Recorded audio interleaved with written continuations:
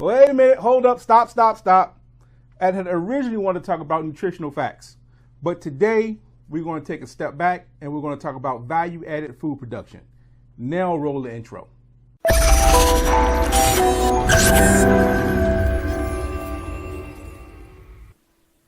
Welcome back, everybody. Duane Thompson, your food product entrepreneur's mentor.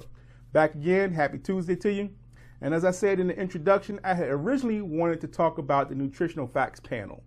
However, after a whole host of emails over the weekend, I decided to take a step back, take it back to the basics, and let's talk about value-added food production. Okay, so let's jump right into it, and I promise to keep it short, sweet, and to the point today. All right, now, what constitutes a value-added food product, you might ask? Well, let's start by first defining what a value-added food product is. Value-added agriculture refers most generally to manufacturing processes that increase the value of primary agricultural commodities. Value-added agriculture may also refer to increasing the economic value of a commodity through particular production processes. So, unfortunately, there is no simple one blueprint to follow that applies to everyone in their value-added food product. But let's look at a list of ways that you can add value to a food product. Canning, drying, freezing, fresh storage, high hot pressure, irradiation, preservatives, pickling, fermentation, and chemical disinfectants. And that's just to name a few of them. So let's go into details about the methods that I just named, and let's talk about them specifically. So the first method is canning. Canning can be a safe and economical way to preserve quality food. Canning practices remove oxygen, destroys enzymes, kill and prevent the growth of undesirable bacteria, yeast, and molds, and help form a high vacuum seal in cans. The second method is drying. Now, drying is the oldest method of preserving food and is the process of removing water from food by circulating hot air through it or other means, which prohibits the growth of enzymes and bacteria. The third method in adding value is freezing. Now, freezing is a quick and convenient way to preserve fruits and vegetables. It does not sterilize foods or destroy the organisms that cause spoilage.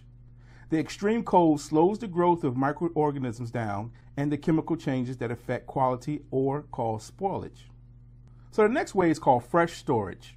Now, fresh storage refers to storage of fresh produce, include refrigeration to minimize growth of microorganisms and reduce enzyme activity, packing or storage to control respiration rate and ripening, and use of preservatives to kill microorganisms. So the next method of value-added food production is known as high hot pressure. Now, this is the most common food processing technology where foods are subject to high heat and pressure. The next way is called food irradiation.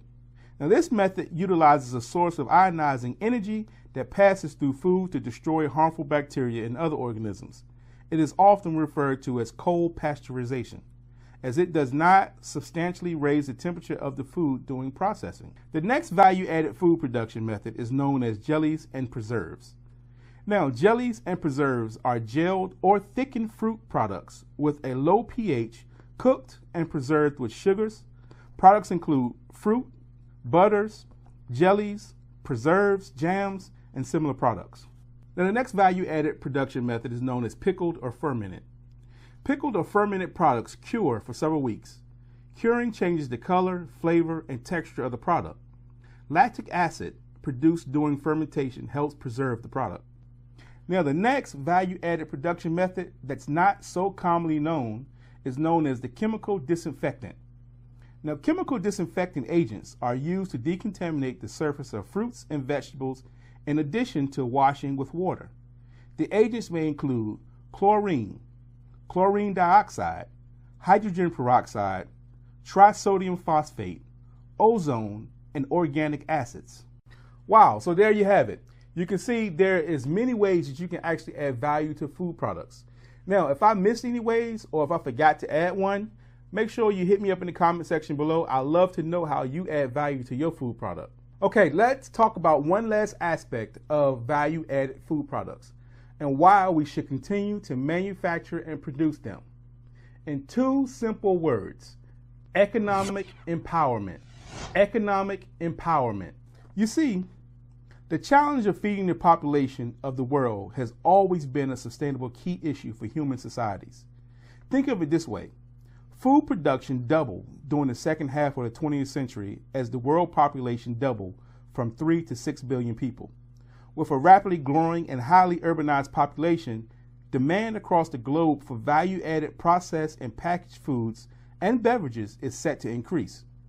So, by 2030, there will be approximately 1 billion additional value-added product consumers ready to be served across the globe, with approximately 60% living in urban areas.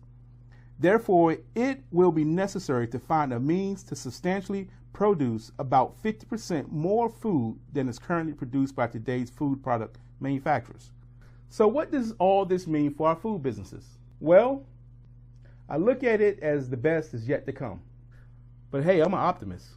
I'll see you next week to talk about those nutritional fact labels. In the meantime, make sure you subscribe to this channel, hit the bell button so you'll be notified of upcoming videos every Tuesday.